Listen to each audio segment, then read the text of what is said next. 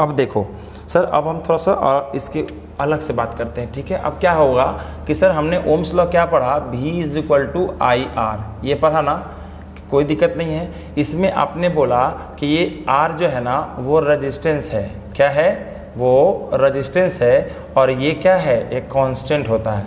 लेकिन बात ध्यान रखेंगे, ये कांस्टेंट सिर्फ और सिर्फ क्या, पोटेंशियल डिफरेंस और I के लिए होता है, constant only for V and I, और वो भी किस बात पर, at constant temperature, at constant temperature, ध्यान रखिएगा। तो सर ये बात हमको, ये जो बात आप लिखे हैं, ये बात अपने आप में एक बात को बताना चाह रहा है, अलग बात को बताना चाह रहा है, क्या कि सर ये इसका मतलब कि रेजिस्टेंस जो है ना किसी और भी फैक्टर पर डिपेंड करता है, ये यूनिवर्सल कांस्टेंट नहीं है, ठीक है।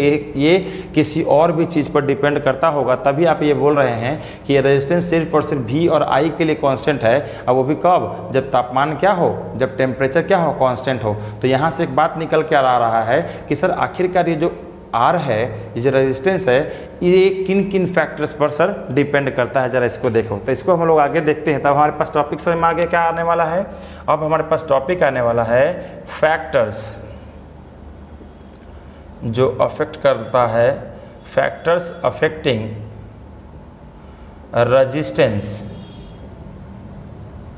रेजिस्टेंस ऑफ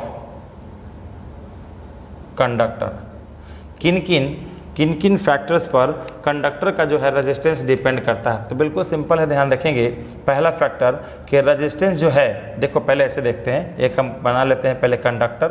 मैंने एक कंडक्टर बनाया, इसका लेंथ हमने क्या माना, L माना, और ये जो एरिया है, इस एरिया क्रॉस सेक्शनल एरिया को मैंने A माना, क्लियर है, ठीक है। और हम जब इसको बोल दिया और उसका बोल दिया कि रेजिस्टेंस क्या है, इसका R है। अब देखो क्या कहा गया, पहला फैक्टर बोला कि इसका जो रेजिस्टेंस होगा वो डायरेक्टली प्रोपोर्शनल है किसके, length of the conductor, first बात। दूसरा बात बोला गया कि रेजिस्टेंस जो है वो इन्वर्सली प्रोपोर्शनल है एरिया ऑफ क्रॉस सेक्शन के, एरिया ऑफ क्रॉस सेक्शन के, ठीक है। ये दो बात है, और भी दो तीन फैक्टर है, जैसे कि टेम्परेचर पे डिपेंड करेगा, ठीक है। उसके बाद मटेरियल ऑफ सबस्टांस पे डिपेंड करेगा, तो वो हम अभी आगे बात करेंगे। पहले इससे हम डिड्यूस करते हैं क्या हमको निकलेगा, एक फार्मूला निकलेगा आपका, ध्यान रखिएगा।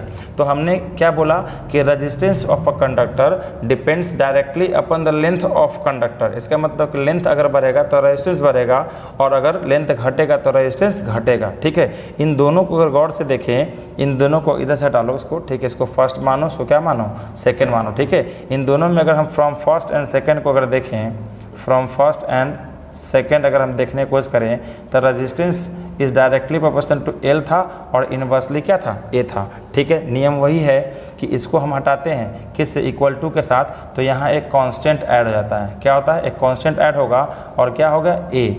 इस कांस्टेंट का एक सिंबल दिया गया रो, ये क्या है, रो, मैं यहाँ लिख देता हूँ, ये क्या है, RHO। इसको रेजिस्टिविटी कांस्टेंट कहते हैं, क्या कहते हैं इसको, रेजिस्टिविटी कांस्टेंट, ठीक है ना, ध्यान रखिएगा।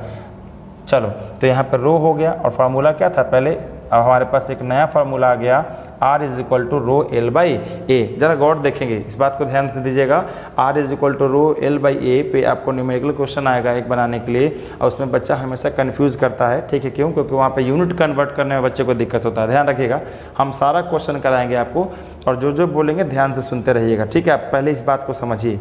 इसको अगर हम थोड़ा सा आगे बढ़ें, इसको देखो, हमारे पास क्या आ गया, R is equal to rho L by, यहाँ पे हमारे पास क्या आ गया, R is equal to rho L by क्या हो गया, A, क्लियर है। यहाँ पे बात को समझो, ठीक है। तो अब हम सर इस बात को अगर देखें, तो अगर हम जरा क्रॉस मल्टीप्लिकेशन करके देखें तो क्या होगा, rho L is equal to R into A, clear है। तो सर रो अगर हम निकालना चाहें तो R इंटू A बाई क्या हो जाएगा, L हो जाएगा, ठीक है। बात समझ में आया, ठीक है। तो हम बात कर रहे थे कि यहाँ पे सर अगर मैं रो लिखा तो R into A by L हो गया, इसमें कोई दिक्कत नहीं है। अब ये बात समझना, इस रजिस्टिविटी को मैंने यहाँ पे लिख दिया, रजिस्टिविटी कांस्टेंट, इसका यूनिट पूछता है, इसका क्या पूछेगा, यूनिट, और कभी कभी इसका डेफिनेशन भी पूछ देता है। जरा सोचो कितना आसान है, अगर आपके पास फार्मूला है तो यूनिट लिखना चुटकी को खेल है। तो रेजिस्टेंस का क्या होता है, ओम, मैंने लिख दिया ओम। सर एरिया है तो एरिया क्या होता है, मीटर स्क्वायर, और यहाँ लेंथ है तो लेंथ को भी तो मीटर में नापते हैं, मीटर, तो मीटर से मीटर गया तो क्या हो गया, ओम मीटर, ओम मीटर। इसको सिंबल में ओमेगा क्या हो गया मीटर। ये बात समझ में आया, ये बात को ध्यान देंगे कि रेजिस्टिविटी का जो यूनिट होता है ऐसा यूनिट ओम मीटर होता है। चलो एक बात हो गया। अब एक क्वेश्चन आता है सर, अभी पहले बात समझना, ठीक है, कि अगर मैं एक कंडीशन देता हूँ, इफ़ अगर मैं आपको एक कंडीशन दे रहा हूँ, अगर लेंथ को 1 मीटर कर दिया गया और एरिया को भी अगर हम कर देते हैं 1 मीटर स्क्वायर, उस केस में फार्मूला क्या था, R is equal to rho L by A, formula यही था ना। जरा चेक करो sir, R is equal to rho तो रो रहेगा सर, कोई दिक्कत नहीं है। L कितना आपने लिया, L लिया हमने 1, L क्या लिया बोलो 1, और डिवाइड बाई एरिया भी क्या लिया 1, तो 1 गया काम से ना। इस केस में अगर आप यूनिट लेंथ और unit area of cross section लेते हैं तो हमने देखा कि रेजिस्टेंस जो है ना रेजिस्टिविटी के बराबर हो जाता है। VVI पॉइंट है, ध्यान रखिएगा। अगर यूनिट लेंथ और unit area of cross section अगर हम लेंगे, उस केस में रेजिस्टेंस और रेजिस्टिविटी दोनों क्या होगा, बराबर होगा। और इस चीज़ से आप आसानी से रेजिस्टिविटी का डेफिनेशन लिख सकते हैं। तो कितना आसान है देखो तो ध्यान से। यहाँ से अब हम रेजिस्टिविटी को क्वेश्चन को देंगे, डिफाइन करेंगे। तो डिफाइन क्या, रेजिस्टिविटी यही क्वेश्चन है, ठीक है। देखो कितना आसान है। तो सर हमने क्या लिखा अभी यही तो आपको आंसर तो मिल चुका है कि resistivity is the resistance of that conductor whose length is 1 metre and area of cross section is 1 metre square. खत्म। तो बोलो कि रेजिस्टिविटी क्या है sir, resistivity is the what, resistance of a conductor having, जिसका लेंथ कितना होना चाहिए 1 metre, having unit length, unit का मतलब 1 होता है बच्चा, यूनिट लेंथ एंड यूनिट मतलब 1 metre square, unit area of cross section. कितना आसान है ना, खत्म। तो देखो रेजिस्टिविटी का भी आप डेफिनेशन लिख पाएँ, ठीक है, तो कोई दिक्कत नहीं है। अब देखो हमने यही सीखा अभी तक यहाँ पर कि सर रेजिस्टेंस किसी फैक्टर पर डिपेंड करता है। मैंने 2 फैक्टर का नाम लिया, एक लेंथ, दूसरा क्या बोले हम, एरिया ऑफ क्रॉस सेक्शन। कि लेंथ पे डायरेक्टली प्रोपोर्शनल है, एरिया ऑफ क्रॉस सेक्शन पे क्या इनवर्सली प्रोपोर्शनल है। दोनों को हम किए तो R is equal directly proportional L and inversely को क्या हो जाएगा L बाई ये इनवर्सली क्या हो गया A हो गया, ठीक है। हम इसको हटाएं, कांस्टेंट लगा L बाई A हो गया। इस कांस्टेंट को रो से दिखाया, रो का नाम है रेजिस्टिविटी कांस्टेंट, क्लियर हो गया। R is equal to rho L by A यहाँ पे आया, मैंने यहाँ पे rho L is equal to R into A लिखा। रो का फॉर्मूला आया हमारे पास R into A by L.